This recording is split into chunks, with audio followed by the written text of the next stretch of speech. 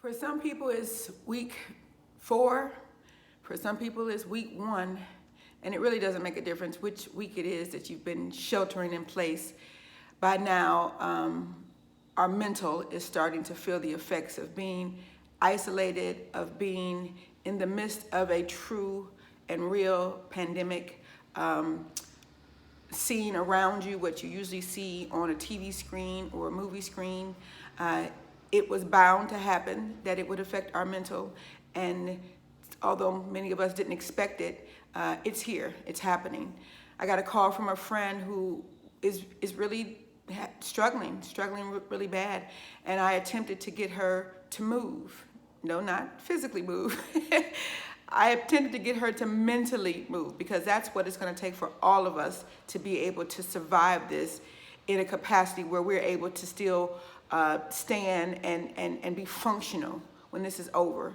We're going to all have to learn how to mentally move. And what do I mean when I say that?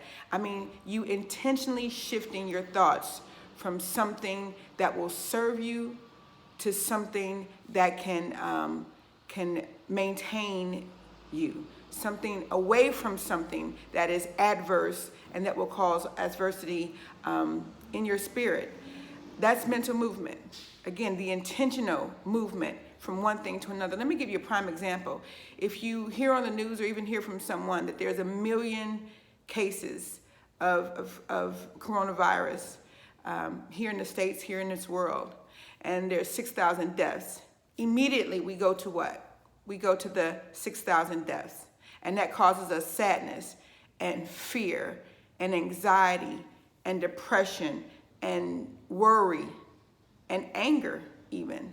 Those things don't serve us well at all. They're good to know for preventative measures. Yes, we need to know people are truly dying out there. People are passing away. This thing is real.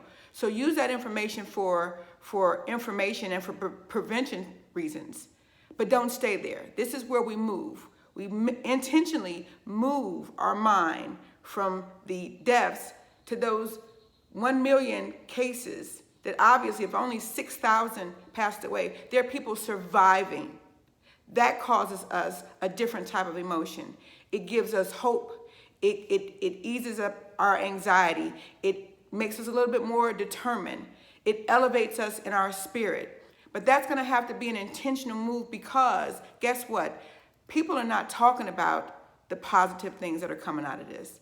People are not talking about the people that have survived and gone home. We're not seeing videos of those people at home with their children and their loved ones. We're seeing people, in long lines. We're seeing people with things, attached to all types of machines, and those things will wear on you. Again, if we can intentionally move to a place where we understand that people are recovering, again, that's going to cause us some hope, and ultimately that brings us the ability to be able to be moved, or to move, to continue on with some of life. Because some of us can go, okay, what am I doing this for?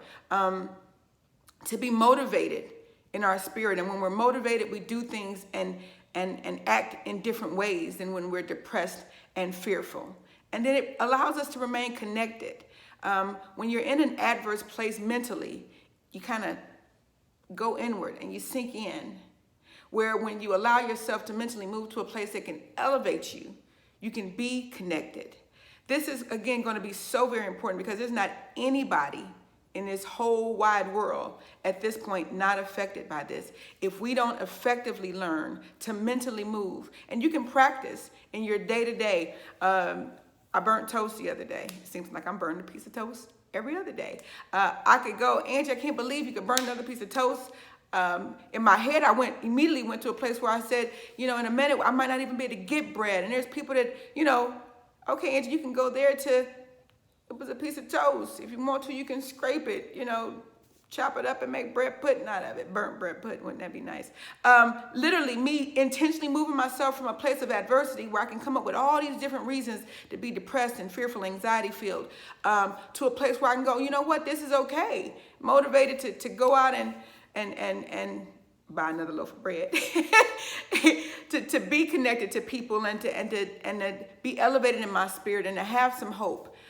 Those things are just going to be important. And I'm just going to ask you that, I know that for many people this is a new thought, a new concept, but I want you to practice in everyday individual things. You drop something on the floor, you go, oh, I'm always dropping something. I don't know what's wrong with me. Versus you just drop something, you pick it up and you keep it moving. But it's the intentional movement. And so you're going to have to be intentional in practicing it. And I absolutely know that we're going to need this, not just today. We're going to need this probably for the rest of our lives.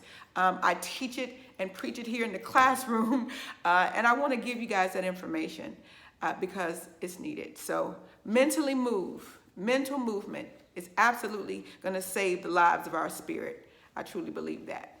My name is Angela Harvey, and I need you to know that all grown folks are willing and able to grow up.